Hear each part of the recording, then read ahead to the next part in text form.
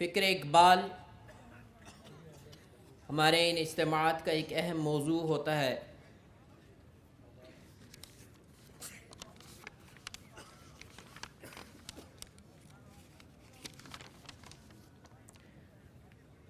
آج اس حوالے سے شکوہ جواب شکوہ کے چند منتخب اشعار انشاءاللہ، اور پھر اس کی روشنی میں اقبال کا فکر کیا تھا اور اس وقت اس حوالے سے ہم کہاں کھڑے ہیں۔ میں دعوت خطاب دیتا ہوں ناظم اعلیٰ تحریک خلافت انجمن خدام القرآن جھنگ کے صدر محترم جناب مختار حسین فاروقی صاحب کو۔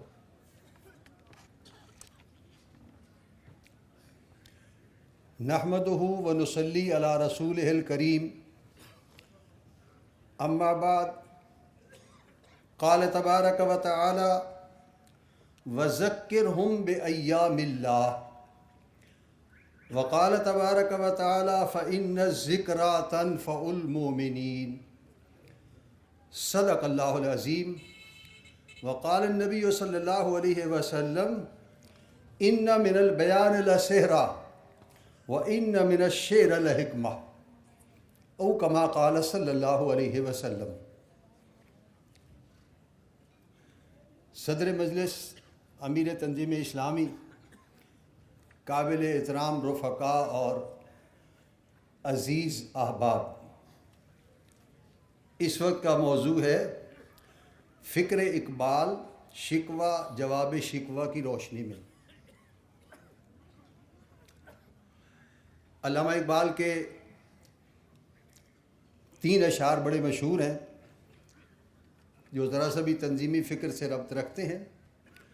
فرماتے ہیں انداز بیاں گرچہ بہت شوخ نہیں ہے، شاید کہ اتر جائے تیرے دل میں میری بات، یا وسعت افلاک میں تکبیر مسلسل، یا خاک کی آغوش میں تسبیح و مناجات۔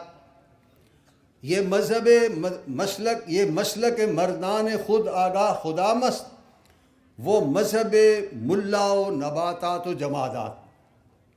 علامہ اقبال کا ایک خاص انداز ہے کلام کرنے کا، اور تنظیم اسلامی کا فکر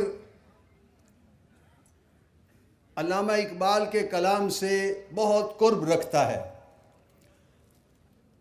بانی تنظیم اسلامی کے کئی کتابیں براہ راست اسی فکر اور علامہ اقبال کے اشعار سے متعلق ہیں۔ علامہ اقبال اور ہم، یہ امیر محترم کے خطابات اور تحریر کا مجموعہ ہے۔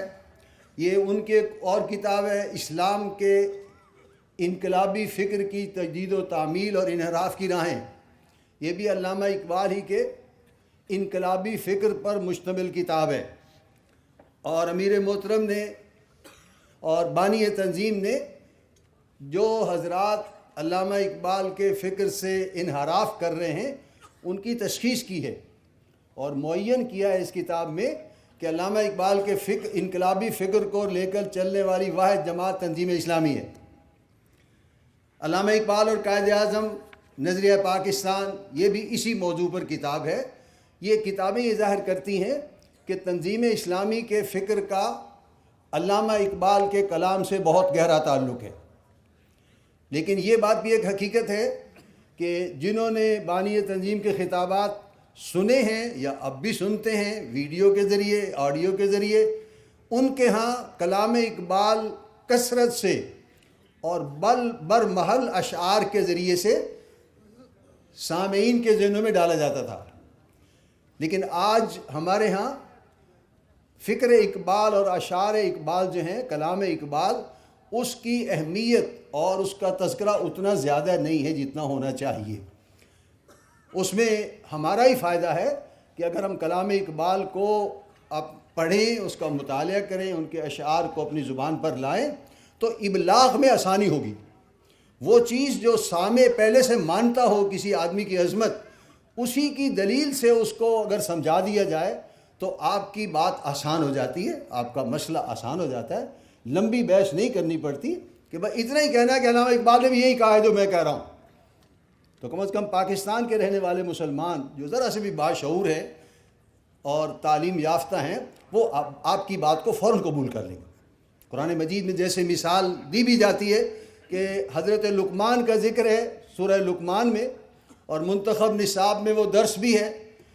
تو حضرت لقمان کی جو حیثیت عربوں کے نزدیک تھی، وہی حیثیت ہمارے ہاں علامہ اقبال کی ہے کہ اللہ تعالیٰ نے لقمان کی وصیتیں قرآن مجید کا حصہ بنا دیا جو انہوں نے اپنے بیٹے کو کہی تھی.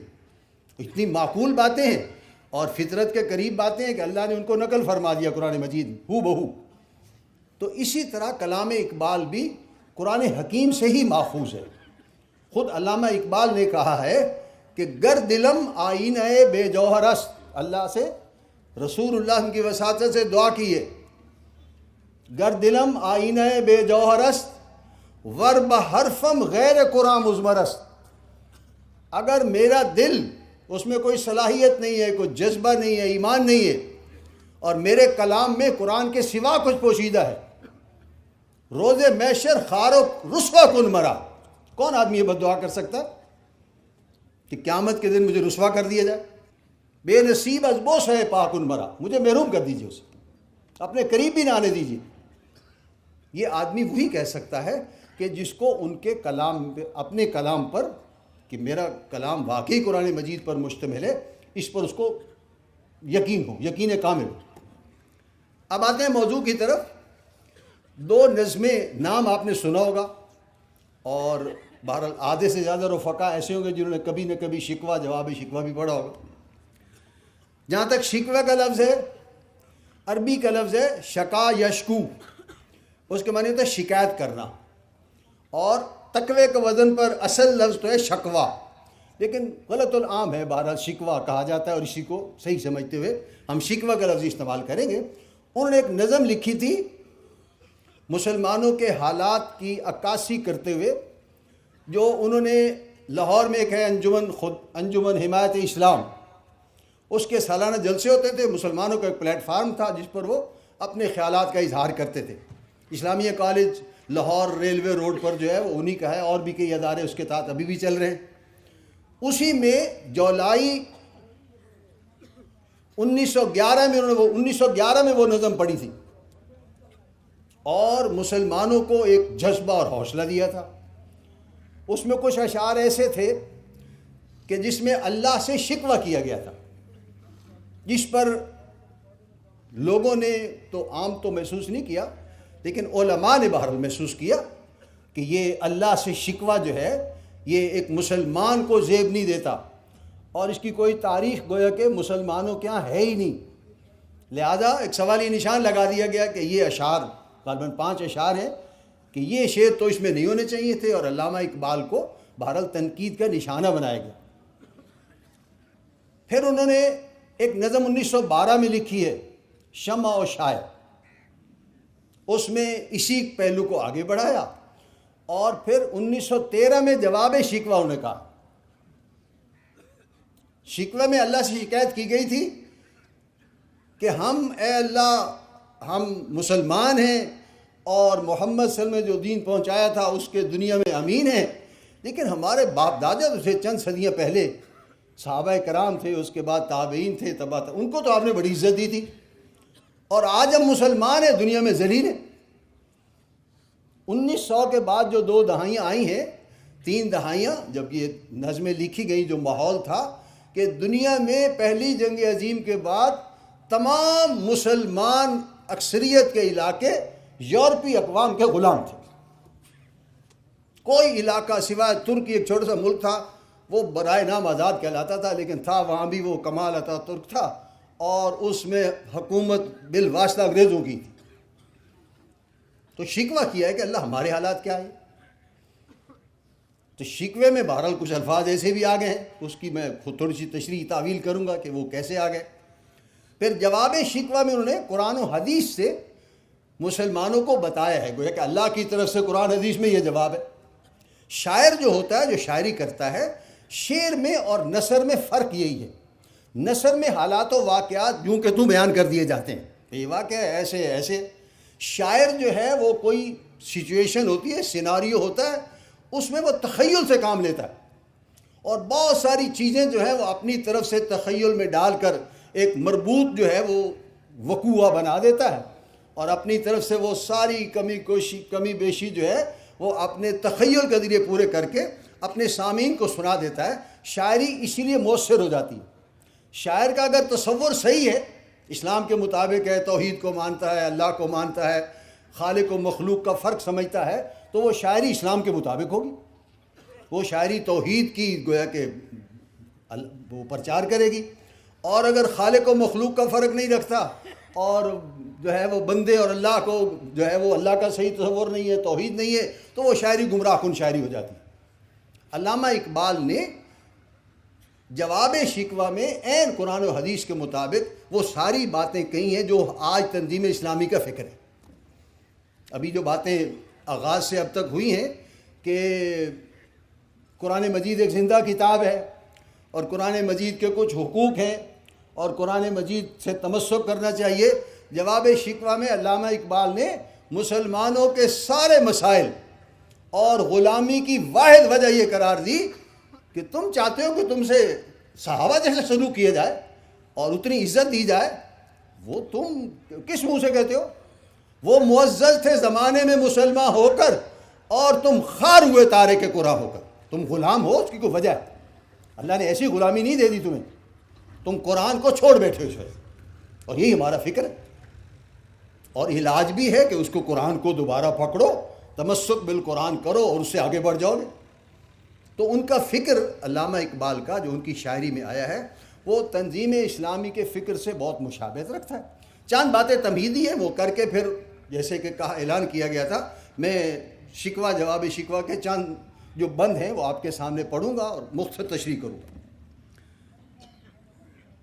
علامہ اقبال مفکر پاکستان ہیں اور بانی تنظیم کے نزدیک مجدد فکر اسلامی ہیں۔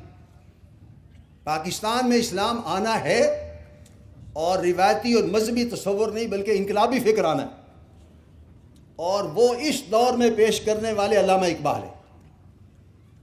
انقلابی فکر یہ ہے جو اس کتاب میں بالکل شروع میں ہی دیا ہوا ہے، جس کے وہ مجدد ہیں، کہ ایک تصور اسلام کا کہ نماز روزہ حج زکوٰۃ ذاتی طور پر جو معاملات ہیں وہ اسلام کے مطابق کر دیے جائیں۔ ایک تصور دنیا میں سیکولر ہے، جو اس قسم کے مذہبی ہیں جو نماز روزے تک اپنے آپ کو رکھنا چاہتے ہیں، وہ بھی اجتماعی معاملات سیکولر طرز پر چلانا چاہتے ہیں، جیسے ہمارے ملک میں آج چل رہے ہیں، دوسرے بہت سارے مسلم ممالک اور بھی ہیں۔ علامہ اقبال کا فکر یہ ہے کہ دین و دنیا کی تقسیم ختم کر دی جائے اور انفرادی زندگی اور اجتماعی زندگی کو اکٹھا کر کے اور اس کو اللہ اس کے رسول کے احکام کے تابع کر دیا جائے، اس کے لیے جد و جہد کی جائے، کوشش کی جائے اور اس کو غالب کر دیا جائے۔ اللہ اس کے رسول کے احکام کے تحت پوری زندگی انفرادی معاملات اور اجتماعی معاملات جو ہم 6 گوشے گنتے ہیں، 3 انفرادی زندگی کے اور 3 اجتماعی زندگی کے، سب کو قرآن و سنت کے تابع کر دیا جائے، اللہ اس کے رسول کے احکام کے تابع کر دیا جائے، تو یہ انقلاب ہے۔ وہ انقلاب کا نہ صرف تصور دیتے ہیں بلکہ اس کے جد و جہد کی دعوت دیتے ہیں۔ پاکستان بنا انہی کے فکر پر بنا، وہ مفکر پاکستان کہلاتے ہیں، اور تنظیم اسلام علامہ اقبال اور ہم، یہ جو کتاب ہے اس میں بانی تنظیم نے بھی ان کو مجدد فکر اسلامی کہا۔ تو مجدد بہرحال بہت ایک اعلیٰ ہمارے دین میں ایک اصطلاح ہے اور اس کا خاص مفہوم ہے۔ ان کا فکر قرآن و حدیث پر مبنی ہے، خود انہوں نے اسی کا دعویٰ کیا ہے اور دعویٰ 100% درست ہے۔ اسی لیے بعض شعراء اور قدردانوں نے انہیں رومی ثانی کہا ہے، اور اسی بنیاد پر ان کے کلام کو مثنوی مولانا روم رحمۃ اللہ علیہ کی طرح ہست قرآن در زبان پہلوی کہنا بے جا نہیں ہوگا۔ شکوہ اور جواب شکوہ ان کی مارکہ آرا نظموں میں سے ہیں۔ شکوہ انہوں نے انجمن حمایت اسلام لاہور کے سالانہ جلسے منعقدہ جولائی 1911 میں خود پڑھی۔ علامہ کی آواز بہت اچھی تھی اور تحت اللفظ اپنا کلام مؤثر انداز میں پڑھ سکتے تھے۔ جواب شکوہ ستمبر 1913 کی اسی طرح کے سالانہ جلسہ میں پڑھی گئی۔ شکوہ کا لفظ میں نے بتا دیا شکایت کے مصدر سے ہے، اور اصلاً یہ لفظ تقویٰ کے وزن پر شکوہ بنتا ہے، مگر غلط العام ہونے کی وجہ سے شکوہ ہی پڑھا جاتا ہے، اور یہی صحیح ہے۔ 1901 سے شروع ہونے والی 20ویں صدی کے ابتدائی اشروں میں مسلمانوں کی حالت کل روئے ارضی پر بڑی قابل رحم تھی۔ سلطنت عثمانیہ سمٹ کر مختصر ہو گئی تھی، اور اس کا رعب اور دبدبہ اور شان و شوکت اب پہلے جیسی نہیں تھی۔ پہلے سلطنت عثمانیہ 3 بر اعظموں پر مشتمل تھی، پورا افریقہ اور آدھا یورپ، آدھے سے زیادہ یورپ، پورا مشرق وسطیٰ، اور ہندوستان کی سلطنت مغلیہ بھی انہی کے ماتحت تھی۔ علامہ اقبال نے اسے مرد بیمار قرار دیا ہے جب یہ نظم لکھی جا رہی تھی انہی دنوں میں، کہ وہ بس ایک بہت پہلوان قسم کا آدمی تھا، لیکن اب وہ بیمار ہو کر بستر مرگ پر پڑا ہے۔ اب صاف ظاہر ہے وہ ماضی تو اس کو بہت اچھا ہے، لیکن اب اس کی موجودہ عملی زندگی میں کوئی عمل دخل نہیں۔ ساری دنیا میں مسلمان یورپی اقوام کے محکوم و غلام تھے۔ پہلی جنگ عظیم 1914 سے 18 کے بعد سلطنت عثمانیہ ختم ہو گئی اور ترکی نام کا صرف ملک باقی رہ گیا۔ 1914 سے پہلے بھی مغرب کی یلغار کی وجہ سے جنوبی ایشیا کے مسلمانوں میں اضطراب تھا، مگر مجموعی طور پر امت خواب خرگوش کے مزے لے رہی تھی۔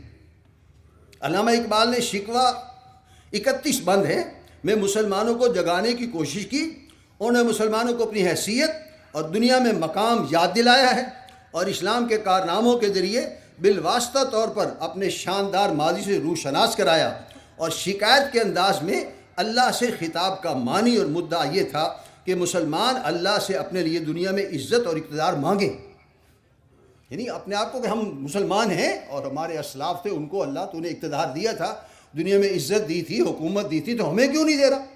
گویا کہ ایک جذبہ پیدا کیا تھا کہ مانگو اللہ سے مانگنا چاہیے، شکوہ اللہ سے ہی ہے بہرحال۔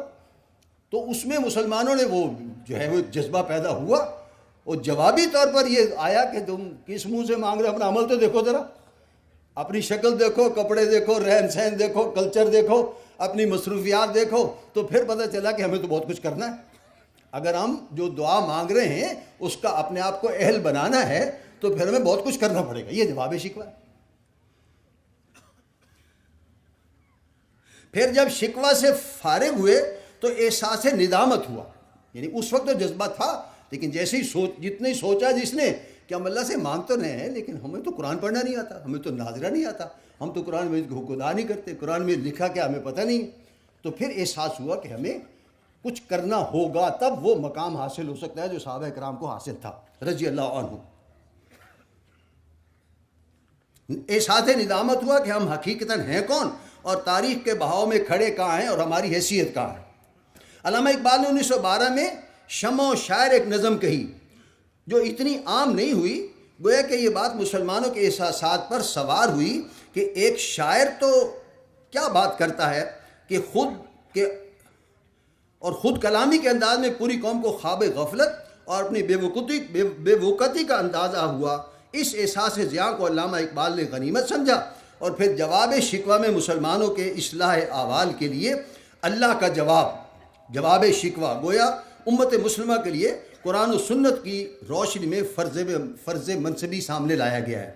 اس کو سورہ آل عمران کی آیات 101 تا 103، جس کا حوالہ آج کے بھی کئی تقریروں میں کئی دفعہ آ چکا ہے، میں بیان کردہ لاہ عمل سمجھیں یا تنظیم اسلامی کے رفقا کے لیے مانوس اصطلاح فرائض دینی کا جامع تصور، کہ علامہ اقبال نے وہ تمام آیات اور احادیث نبویہ سامنے رکھ کر 1913 میں یہ نظم کہی تھی۔ جو اس میں حل پیش کیا گیا جواب شکوہ میں، وہ قرآن مجید کی آیت کا ہو ترجمہ ایک تو یریدون لیطفئوا نور اللہ بافواہہم واللہ متم نورہ ولو کرہ الکافرون۔ وقت فرصت ہے کہاں، کام ابھی باقی ہے، نور توحید کا اتمام ابھی باقی ہے۔ پھر وہ حدیث میں جو تحریک خلافت کے حوالے سے اسلام کے عالمی غلبے کے لیے ہم پڑھتے ہیں کہ اسلام اب جب غالب ہوگا، قرب قیامت میں غالب ہوگا تو کل روئے ارضی پر ہوگا، اور وہ جو غالب ہوگا اس کا نام نظام خلافت ہوگا، کہ 1913 میں علامہ اقبال کہہ رہے ہیں۔ ابوالکلام اس کا نام نہیں لے سکے کسی وجہ سے، انہیں حکومت الہیہ نام رکھا تھا. اور ہمارے آج تک کے جو بھی جماعت اسلامی ہے، علماء ہیں، آج بھی ان حدیثوں کا حوالہ دے کر اسلام کے مستقبل کے نظام اور عالمی غلبے کو خلافت کا نام دینے کو تیار نہیں ہے. ابھی تک ان کی زبان پہ نہیں آتا. علامہ اقبال وہ شاید شخصیت ہیں جنہوں نے 1913 میں کہہ دیا، عقل ہے تیری سپر، عشق ہے شمشیر تیری، میرے درویش خلافت ہے جہانگیر تیری.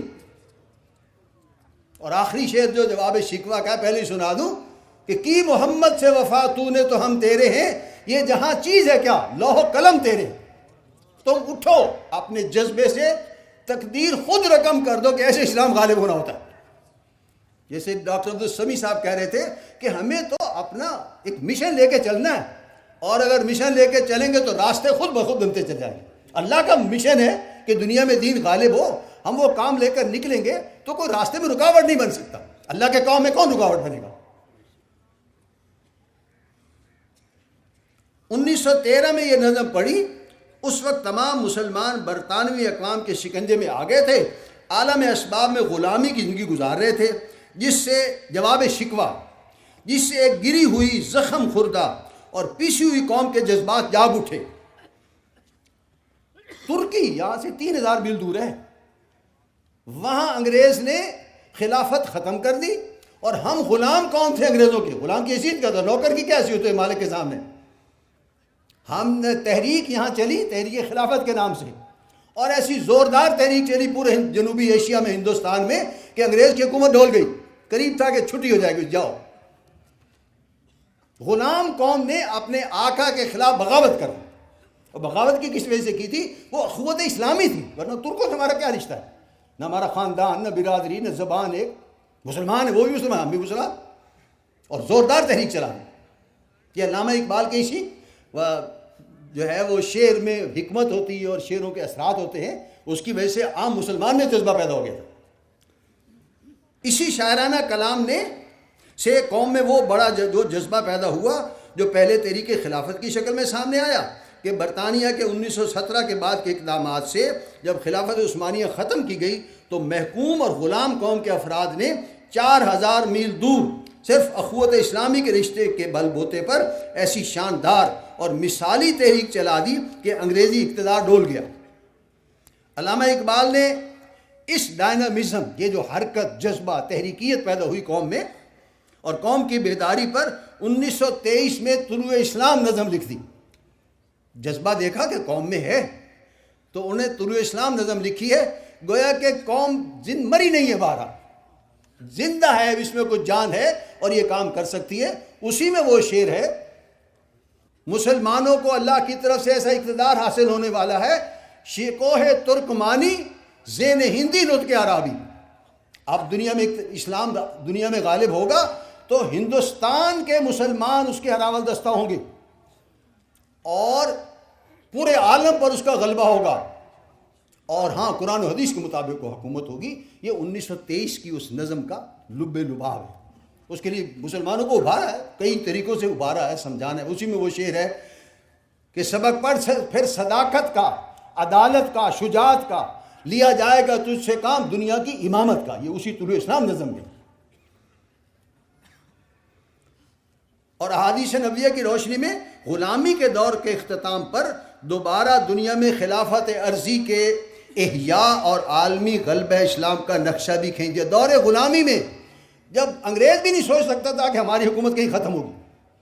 برٹرنڈ رسل مشہور برطانوی مورخ ہے، وہ 1871 سے 1873 1971 تک تقریباً 98 سال کی عمر میں فوت ہوا. وہ کہتا ہے کہ میری جوانی کا جب دور تھا 40 سال کی عمر کے لگ بھگ، تو انگریزوں میں، برطانیہ میں نوجوانوں میں یہ تصور عام تھا 1910 کے لگ بھگ کہ برطانوی اقتدار دنیا میں کبھی ختم نہیں ہوگا. برٹرنڈ رسل کی آپ بیتی میں لکھا ہوا ہے. جب انگریز کا ذہن یہ تھا، اس وقت علامہ نے یہ کہا ہے کہ دنیا میں اسلام دوبارہ غالب ہوگا اور ساری دنیا پر پھیل جائے گا قرآن حدیث کی بنیاد پر. اور اسی کو انہوں نے کہا ہے کہ آنکھ جو کچھ دیکھتی ہے لب پہ آ سکتا نہیں، میں وہ حیرت ہوں کہ دنیا کی آنکھ سے کھا ہو جائے گا. انگریز کے دور میں واضح الفاظ میں نہیں کہہ سکتے تھے کہ انگریز دفع ہو جائے گا اور یوں ہو جائے گا اور یوں ہو جائے گا، لیکن باہر انہوں نے سب کچھ کہہ دیا جو کہنا تھا. اور اسی کی وجہ ہے کہ مغرب نے کوشش کر کے علامہ اقبال کو ایسا حرف غلط کی طرح مٹا دیا پاکستان سے کہ نصاب سے نکال دیا، کلام پڑھنا چھوڑ دیا، چھٹی ختم کر دی کہ اس علامہ اقبال کا کوئی تعلق اس قوم سے رہنا نہیں چاہیے. یہ بلا وجہ نہیں ہے، کوئی پیچھے سے ایسی طاقت ہے زبردست اور ایسا مشن ہے جو کام کر رہا ہے کہ علامہ اقبال کے فکر کو مسلمان پاکستان کے ذہنوں سے نکال دیا جائے اور قوم کو ابھارا اور جگایا اور آزاد قوم کے طور پر زندہ رہنے کی آرزو پیدا کر دی، یعنی مردہ جسموں میں زندگی کی رمق پیدا کر دی. آئیے اس جذبے اور اس پس منظر میں شکوہ اور جواب شکوہ کے چند اشعار آپ کو پڑھ کر سناتا ہوں، جہاں ضروری ہوگا تشریح بھی کر دیں گے. شکوہ میں علامہ اقبال نے مسلمانوں کے ماضی سے کئی مثالیں دے کر کہا ہے کہ اللہ یہ مسلمان ہی تھے جن کو آپ نے یہ عزت دی تھی، ہم بھی مسلمان ہیں، ہمیں وہ عزت کیوں نہیں دے رہا. صفحہ دہر سے باطل کو مٹایا ہم نے، نوع انسان کو غلامی سے چھڑایا ہم نے، تیرے کعبے کو جسبینوں سے بسایا ہم نے، تیرے قرآن کو سینوں سے لگایا ہم نے، پھر بھی ہم سے یہ گلہ ہے کہ وفادار نہیں. اللہ اب ہمارے ساتھ ویسا سلوک کیوں نہیں، ویسی عزت کیوں نہیں جو صحابہ کے ساتھ تھی. ہم وفادار نہیں، تو بھی تو دلدار نہیں. وہ غلطی ہو ہی جاتی ہے بندے سے، انسان بندہ بشر ہے، غلطی ہو جاتی ہے، کوئی درگزر کر کے اللہ ہمیں ویسی عزت دے دے. یہ شعر ہے جس پر نشان ہے کہ یہ علماء نے نوٹ کیا کہ اللہ سے ایسا نہیں کہنا چاہیے تھا. علامہ اقبال کا یہ کلام مطلب ان کو فکر و فلسفے کا حصہ نہیں ہے، سمجھانے کا انداز ہے. آپ میں سے کتنے ہی ہوں گے جو قرآن مجید بات ترجمہ پڑھتے ہوں گے. سورہ انعام میں حضرت ابراہیم کا وہ واقعہ موجود ہے کہ قوم کو سمجھانے کے لیے، کون کہہ سکتا ہے کہ ابراہیم علیہ السلام کا ذہنی سفر ہے؟ گمراہ ہوگا وہ شخص جو یہ کہے کہ ابراہیم علیہ السلام کے ذہنی سفر ہے کہ پہلے انہیں جو ہے وہ ستاروں کو دیکھا کہ یہ خدا ہے، وہ ڈوب گئے، تو لا حول ولا قوت الا باللہ، یہ کیسے ہو سکتا ہے خدا جو چھپ جائے. پھر چاند کو دیکھا، قوم مانتی تھی کہ یہ خدا ہے، جب چاند بھی چھپ گیا تو انہوں نے کہا یہ تو ہو نہیں سکتا. سورج کو دیکھا کہ وہ تو بہت بڑی چیز ہے بھائی، یہ خدا ہے، وہ سورج پرستی بھی کرتی تھی، وہ بھی چھپ گیا. تو حضرت ابراہیم علیہ السلام نے کہا میں تو ایسے خدا کو نہیں مان سکتا، میرا خدا تو وہ ہے کہ میں 24 گھنٹے، ابھی رات دعا کے موضوع پر آ گئی تھی بات کہ آپ جب چاہیں اللہ سے مخاطب ہو سکتے ہیں. ہمارا خدا تو وہ نہیں ہے کہ جی وہ چھپ گیا جی ختم، اب 12 گھنٹے بعد دوبارہ ملاقات ہو. تو یہ قوم کو سمجھانے کے لیے ایک ان کے جو ہے وہ محاورے میں ان کو سمجھانے کے لیے بات تھی، فرضی بات تھی. حضرت ابراہیم پر کسی درجے میں بھی کوئی شخص بقامی ہوش و حواس یہ بات نہیں کہہ سکتا کہ ان کا ذہنی سفر ہے. اسی طرح علامہ اقبال نے بھی یہ بات سمجھانے کے لیے کہی تھی کہ لوگوں میں جذبہ پیدا ہو کہ ہم اللہ سے مانگ رہے ہیں، اللہ کی طرح بلایا ہے نا کہ اللہ سے مانگو، اللہ سے ہی شکوہ کر رہے ہیں نا. اور پھر قوم میں جذبہ پیدا ہوا تو پھر اپنے اوپر جب نگاہ ڈالی کہ ہم کون ہیں جو مانگ رہے ہیں کہ اللہ ہمیں حکومت دے دے. تمہیں تو خاکرو بھرتی کرنے کو تیار نہیں، تمہیں حکومت کیسے دے دے گا اللہ تعالیٰ. تو میں نے اللہ کا کہنا مانو، اپنے اوپر اسلام نافذ کرو، اپنے اڑوس پڑوس والوں کو بتاؤ، ایک حد تک اس کا حق ادا کرو، پھر اللہ تعالیٰ سلطنت بھی دے دے گا. اور پھر پہلے کسی ایک علاقے میں اسلام غالب ہوگا، پھر اس سے بڑھے گا، پھر اس سے بڑھے گا، پھر گلوبل بھی ہو جائے گا. لیکن اس کا کوئی طریقہ ہے، اس کا کوئی مراحل ہیں، وہ پورے تو کرو. جیسے آج کی تقریر میں بھی آ رہے تھے کہ اسلامی انقلاب کے کچھ مراحل ہیں، کچھ جہاد ہے، کوئی جد و جہد ہے، کوئی کوشش ہے. یہ پہلے ہی مرحلے میں تو نہیں کہ دعا کی اور ہو گیا، ایسے تو نہیں ہو سکتا. امتیں اور بھی ہیں، ان میں گناہ گار بھی ہیں، شکوہ اللہ سے کر رہے ہیں. اللہ مسلمان ہیں، ہم غلام ہیں، ہم تجھے مانتے تو ہیں کم از کم. دنیا میں تو ایسی ایسی قومیں ہیں جو ان میں بڑے گناہ گار ہیں، عز والے بھی ہیں، مست میں پیندار بھی ہیں. ان میں ہوں گے کچھ ذرا جھکے رہتے ہیں اللہ کے سامنے، اللہ کو کچھ مانتے ہیں، اور ایسے بھی ہیں جو اپنی سیکولرزم میں مست ہیں، ملحد ہیں، مانتے ہی نہیں اللہ کو. ان میں کاہل بھی ہیں، غافل بھی ہیں، ہوشیار بھی ہیں، سینکڑوں ہیں کہ تیرے نام سے بیزار بھی ہیں. پوری رشیا USSR جو تھا وہ سارے کا سارا اس کو ملحد کہلاتا، اللہ کو مانتے ہی نہیں. رحمتیں ہیں تیری اغیار کے کاشانوں پر، برق گرتی ہے تو بیچارے مسلمانوں پر. اللہ یہ کیا مسئلہ ہے کہ ہم تیرے ماننے والے ہیں اور تو ناراض ہوتا ہے تو ہم سے ہی ناراض ہوتا ہے. ٹھیک ہے، ہونا چاہیے، لیکن بہرحال ایک اللہ سے ہی ہم مانگ رہے ہیں، اللہ سے شکوہ کر رہے ہیں.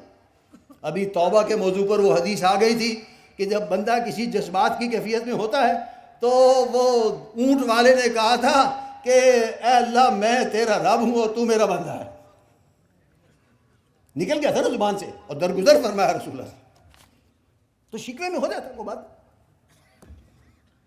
محفل کون و مکان میں سحر و شام پھرے، میں توحید کو لے کے صفت جام پھرے۔ جیسے مہمان آ جائیں، وہ جو ہمارا پختون کلچر ہے کہ زمین پر بیٹھے ہوتے ہیں، بڑی ساری جگہ ہے، سب کو پانی پلا رہے ہیں، ٹھنڈا جگ ہے، پانی ڈال ڈال کے دے رہے ہیں، جیسے مہمانوں کو کوئی چیز کوئی مشروب پیش کیا جاتا ہے، ہم نے ساری دنیا میں توحید اس طرح تقسیم کی۔ کوہ میں دشت میں لے کے تیرا پیغام پھرے، اور معلوم ہے تجھ کو کبھی ناکام پھرے، اللہ تو جانتا ہے، کبھی ناکام نہیں لوٹے، اللہ کی مدد سے ہی ناکام نہیں لوٹے، لیکن کہیں شکست نکائی ہمارے جو اسلاف تھے۔ دشت تو دشت دریا بھی نہ چھوڑے ہم نے، بحر ظلمات میں دوڑا دیے گھوڑے ہم نے۔ دنیا کا نقشہ آپ میں سے بہت سارے پڑھے لکھے لوگوں کے سامنے ہوگا۔ سعودی عرب کے مغرب میں مصر ہے، اس سے مغرب میں لیبیا ہے، پھر الجزائر ہے، پھر مراکش ہے، مراکش کے آگے بحر اوقیانوس ہے، پرانے زمانے میں اس کو بحر ظلمات کہتے تھے کہ اس سے آگے کوئی جانتا ہی نہیں تھا کون ہے۔ اس سے آگے پھر وہ امریکہ بعد میں دریافت ہوا، کولمبس نے 1492 میں کیا ہے۔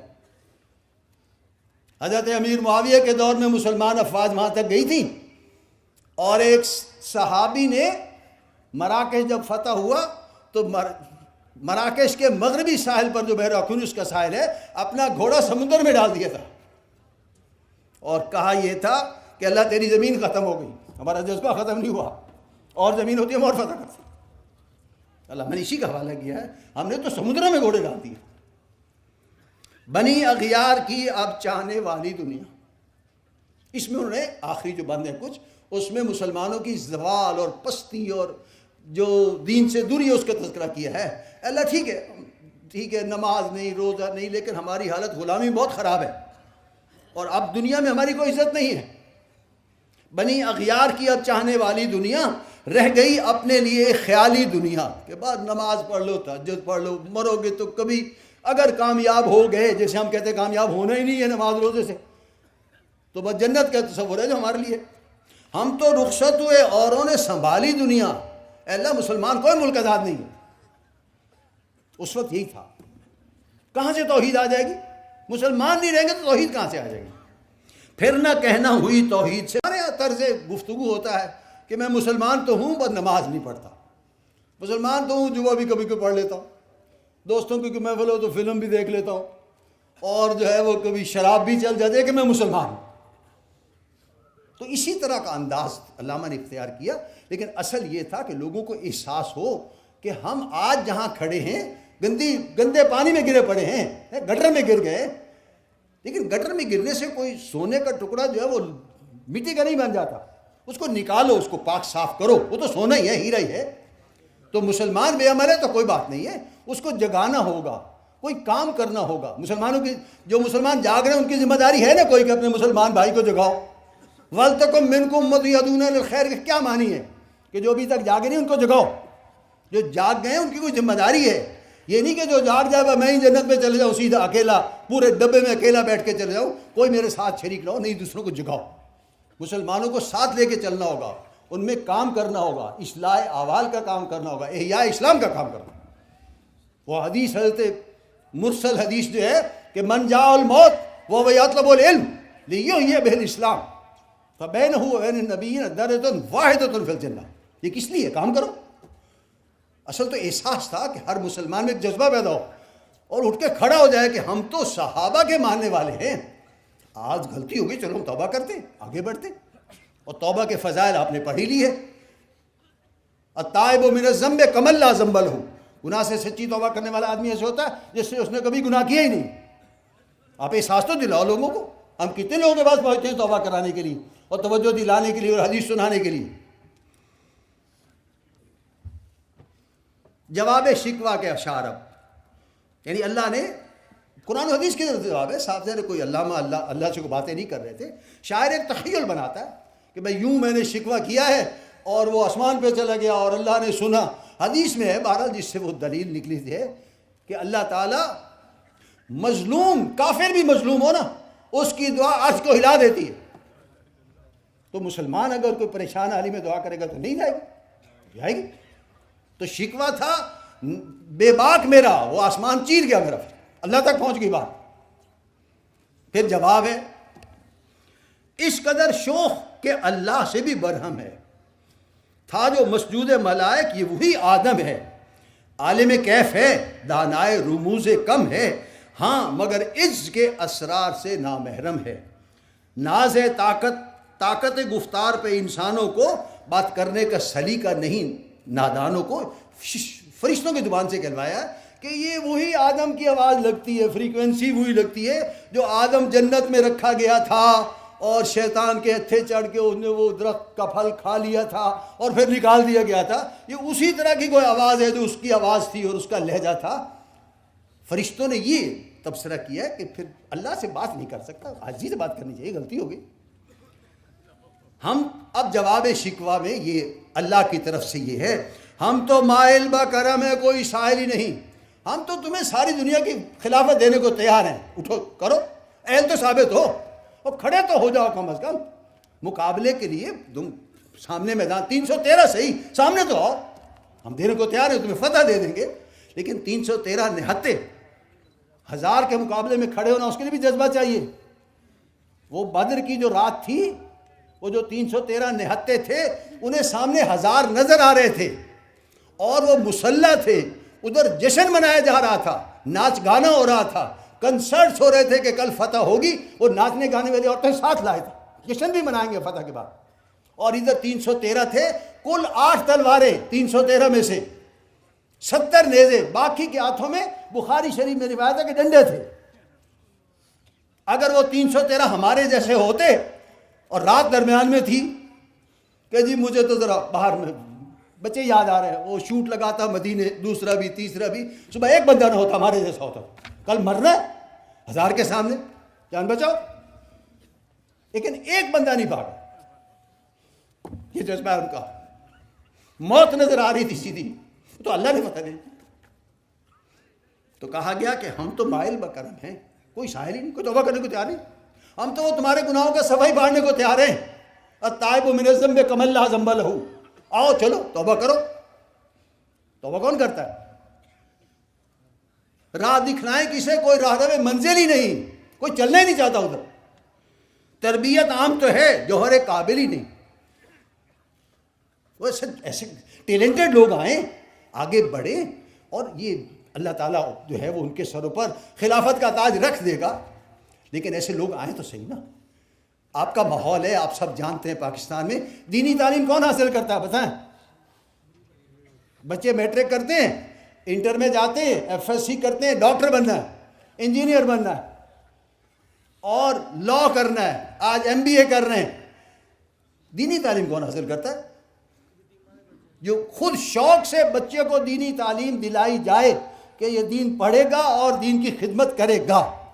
1% بھی 1000 میں ایک آدمی بھی نہیں ہو. تو جب کوئی جوہر قابل ہی نہیں تو دین کہاں سے آ جائے گا؟ ملک چلانے کو آسان ہے، نمازیں نہیں چاہیے.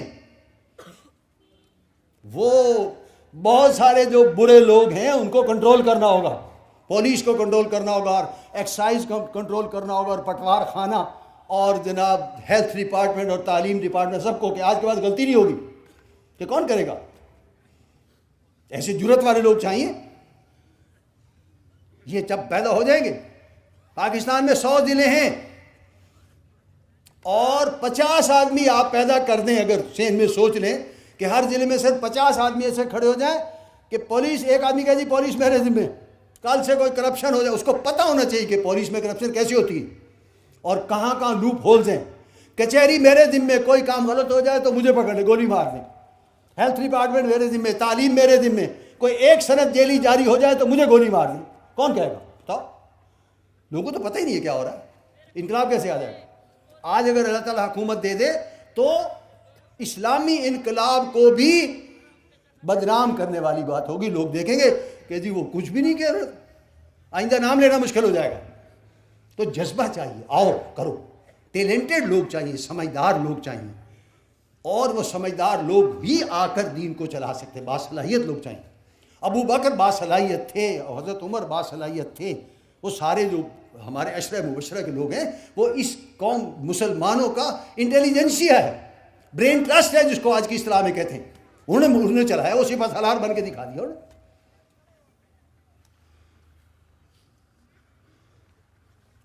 کوئی قابل جس سے تعمیر و آدم کی وہ گل ہی نہیں، یہ وہ گل ہی نہیں، کوئی قابل تو ہم شان کہہ دیتے ہیں۔ کہ ایران کا خاندان تھا جو حکمران رہا، کہ کاؤس، کہ کباد نام ہے ان کے، کہ خسرو۔ ڈھونڈنے والوں کو دنیا بھی نہیں دیتے، کوئی نکلے تو ہم تو کولمبس کو امریکہ دریافت کرا دیتے، کوئی نکلے تو صحیح کر سے کام کرنے کے لیے ہمت ہو، جذبہ ہو۔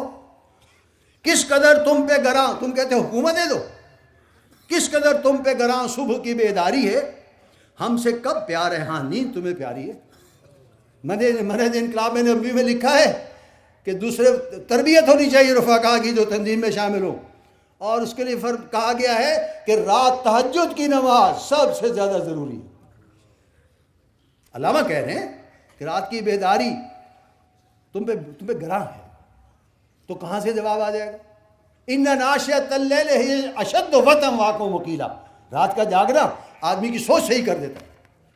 وہ سارے کس بل جیسے کپڑا استری کر دیتے ہیں نا، اور اسی طرح آدمی کی طبیعت صاف ہو جاتی ہے جو راتوں کو جاگتے ہیں۔ دن کو کام بھی کرنا ہے اور پھر رات نیند توڑ کے اٹھے اور تہجد پڑھے۔ تب آزاد پہ قید رمضاں بھاری ہے، تم ہی کہہ دو یہی آئین وفاداری، اسی کو مسلمان ہونا کہتے ہیں۔ قوم مذہب سے ہے، مذہب جو نہیں تم بھی نہیں، جذب باہم جو نہیں محفل انجم بھی نہیں۔ صفحہ دہر سے باطل کو مٹایا کس نے؟ شکوہ میں علامہ نے کہا تھا کہ اللہ ہم نے دنیا سے شرک کو اور اس کو ختم کیا تھا۔ جواب میں ہے کہ صفحہ دہر سے باطل کو مٹایا کس نے؟ نو انسان کو غلامی سے چھڑایا کس نے؟ میرے کعبے کو جبینوں سے بسایا کس نے؟ میرے قرآن کو سینوں سے لگایا کس نے؟ تھے تو آبا وہ تمہارے ہی، مگر تم کیا ہو بتاؤ؟ ہاتھ پہ ہاتھ دھرے منتظر فرد ہو۔ کون ہے تارک آئین رسول مختار؟ مصلحت وقت کی ہے کس کے عمل کا معیار؟ دین پہ چلنا یہ حالات نہیں ہے، یہ کون سوچ رہا ہے؟ آج کی سوچ ہے، آج کے مسلمان یہی کہتے ہیں۔ اس دور میں داڑھی رکھنا اور جو ہے وہ دین پر چلنا اور یہ کرنا اور پردہ کرنا اور حلال کمانا مشکل ہے۔ مصلحت وقت، آج وقت نہیں، مصلحت نہیں حالت۔ کس کی آنکھوں میں سمایا ہے شعار اغیار؟ کوئی قانون نہیں ہمارے ملک میں کہ شادی پہ بینڈ باجا لازمی ہے۔ دلہا مسلمان ہوتا ہے، اس کے والدین مسلمان، پوری برادری مسلمان، دلہن مسلمان، دلہن کے والدین، دلہن کی برادری مسلمان، شادی جو ہوتی ہے نتیجہ وہ خلاف اسلام۔ یہ کون مشورہ دیتا ہے؟ کون سا قانون ہے جس کے ساتھ شادی غیر اسلامی ہو جاتی ہے؟ ہم خود کرتے ہیں۔ ہمارے ذہنوں میں شعار اغیار جو ہے وہ بیٹھا ہوا ہے۔ بچہ پیدا ہو تو محمد الرسول اللہ نے فرمایا کہ اس کا ہفتے کے 7ویں دن عقیقہ ہونا چاہیے۔ یہ جو ہیپی برتھ ڈے ہر سال برتھ ڈے منا رہے ہیں، عقیقہ اس لیے نہیں کرتی پیسے نہیں ہیں، اور ہر سال جو وہ جھولا آ رہا ہوتا ہے اور موم بتیاں اور نئے کپڑے اور یہ وہ کون پیسے دیتا؟ ہمیں محمد صلی اللہ علیہ وسلم کی سنت اور طریقے سے کوئی دلچسپی نہیں ہے۔ ہو گئی کس کی نگاہ طرز سلف سے بیزار، قلب میں سوز نہیں، روح میں احساس نہیں، کچھ بھی پیغام محمد کا تمہیں پاس نہیں۔ ہمارے ہی نبی ہیں لیکن ہمیں ان کے پیغام کا احساس نہیں، وہ کیا کہہ رہے ہیں اور ہم کدھر جا رہے ہیں۔ واعظ قوم کی وہ پختہ خیالی نہ رہی، برق طبی نہ رہی، شعلہ مکالی نہ رہی، رہ گئی رسم اذاں روح بلالی نہ رہی، فلسفہ رہ گیا تلقین غزالی نہ رہی، مسجدیں مرثیہ خواہ ہیں کہ نمازی نہ رہے، یعنی وہ صاحب اوصاف حجازی نہ رہے، شور ہے ہو گئے دنیا سے مسلمان نابود۔ ہم یہ کہتے ہیں کہ تھے بھی کہیں مسلم موجود، وضع میں تم ہو نصارہ تو تمدن میں ہنود، یہ مسلمان ہیں جنہیں دیکھ کے شرمائے یہود۔ یوں تو سید بھی ہو، مرزا بھی ہو، افغان بھی ہو، تم سبھی کچھ ہو، بتاؤ تو مسلمان بھی ہو۔ ہر کوئی مست میز ہو کہ تن آسانی ہے، کام نہ کرنا پڑے، نتیجہ نکلا۔ تم مسلمان ہو، یہ انداز مسلمانی ہے، حیدری فقر ہے، نئے دولت عثمانی ہے، تم کو اسلاف سے کیا نسبت روحانی ہے؟ وہ زمانے میں معزز تھے مسلمان ہو کر اور تم خار ہوئے تارک قرآن دے۔ آج کا مسلمان قرآن کو چھوڑ کر، ہمارا تنظیم اسلامی کا فکر یہی، علامہ اقبال بھی یہ کہہ رہے ہیں، عہد نو برق ہے آتش زنے ہر خرمن ہے، ایمن اس سے کوئی صحرا نہ کوئی گلشن ہے۔ وہ میڈیا ہے، بی بی سی ہے اور میڈیا ہے اور انٹرنیشنل گلوبل ہے، ایک خبر کی ہوتی ہے دنیا میں 5 منٹ میں گھوم جاتی ہے، وائرل ہو جاتی ہے وہ ویڈیو اور وہ میسج، شہر کے لوگوں کو بعد میں پتہ چلتا ہے کہ بہاولپور میں کوئی واقعہ ہو گیا، بی بی سی والے پہلے بتا دیتے، وہ میسج فیس بک پہ اور اس پہ جو ہے وہ پہلے آ جاتا۔ تو آج ساری دنیا ایک گلوبل ہے اور ان کا ایک خاص مقصد ہے سیکولرزم ہے، وہ پھیلا رہے، دین کے لیے وہ مواقع نہیں ہے، وہ سارے ان کے پاس موجود ہیں۔ اس نئی آگ کا اقوام کہن ایندھن ہے، باقی جو بھی کوئی مذاہب ہیں دنیا میں وہ سب جو ہے وہ ختم ہو رہے ہیں۔ اسلام ایک لوہے کا چنا ہے مغرب کے لیے، وہ ختم نہیں ہو رہا۔ علامہ نے 100 سال پہلے کہا ہے کہ ملت ختم رسول شعلہ با پیرہن ہے، مسلمان ختم نہیں ہوئے لیکن ان کے کپڑوں میں بھی آگ لگی، جل سکتے ہیں اگر احتیاط نہ کی گئی تو۔ ابھی انہیں ہوش نہ سنبھالا تو وہ بھی آگ لگ چکی ہے کپڑوں میں، باہر آگے جا سکتی۔ آج بھی ہو جو براہیم کا ایما پیدا، آگ کر سکتی ہے انداز گلستاں پیدا۔ تو نہ مٹ جائے گا ایران کے مٹ جانے سے، نشہ میں کو تعلق نہیں پیمانے سے، ہے آیا یورش تاتار کے افسانے سے، پاسباں کعبے کو مل گئے صنم خانے سے۔ کشتی حق کا زمانے میں سہارا تو ہے، عصر نو رات ہے دھندلا سا ستارہ تو ہے۔ دنیا میں اگر کوئی امن اور چین اور عادلانہ نظام کا کوئی تصور دنیا میں موجود ہے صرف اسلام کے پاس ہے، اور ہم سوئے پڑے۔ ساری دنیا چاہتی ہے کہ عادلانہ نظام آ جائے، کون سی ماں چاہتی ہوگی کسی بچی کی عزت اٹھ جائے، اور کون سا باپ چاہتا ہوگا کہ جو ہے وہ ظلم ہو اور زیادتی ہو اور ایسے ہو۔ ہر کوئی چاہتا ہے کہ امن ہو، لیکن وہ پیغام ہمارے پاس ہے صرف، باقی ساری دنیا تو لوٹ رہی ہے، لوٹنے والی ہے، نظام ہوئی، ہمیں اس کا احساس نہیں ہے۔ ہم قیامت کے دن استغاثہ ہوگا ہمارے خلاف کہ نظام تمہارے پاس تھا، تم نے دنیا کو کیوں نہیں بتایا۔ چشم اقوام سے مخفی ہے حقیقت تیری، ہے ابھی محفل ہستی کو ضرورت تیری، زندہ رکھتی ہے زمانے کو حرارت تیری، کوكب قسمت امکان ہے خلافت تیری، وقت فرصت ہے کہاں کام ابھی باقی ہے، نور توحید کا اتمام ابھی باقی۔ تو اللہ کا مشن ہے پورا ہونا ہے، ہمارا تو ہے ہی نہیں ہے، تو اللہ کا کام کر رہے ہیں، ہم آگے بڑھیں گے، اللہ ہماری مدد کرے گا، وہ اپنا کام خود کرائے گا ہم سے۔ آخری شعر پڑھ کے بس ختم کر رہا ہوں۔ عقل ہے تیری سپر، عشق ہے شمشیر تیری، میرے درویش خلافت ہے جہانگیر تیری۔ گلوبل ڈومینیشن آف اسلام ہے۔ علامہ اقبال نے 1913 میں کہہ دیا ہے، ماں سو اللہ کے لیے آگ ہے تکبیر تیری، تو مسلمان ہو تو تقدیر ہے تدبیر تیری، جو تم چاہو گے وہ ہوگا، جدھر تم رخ کر لو گے وہ علاقہ فتح ہو جائے گا، وہ ملک فتح ہو جائے گا، لیکن کام تو کرو۔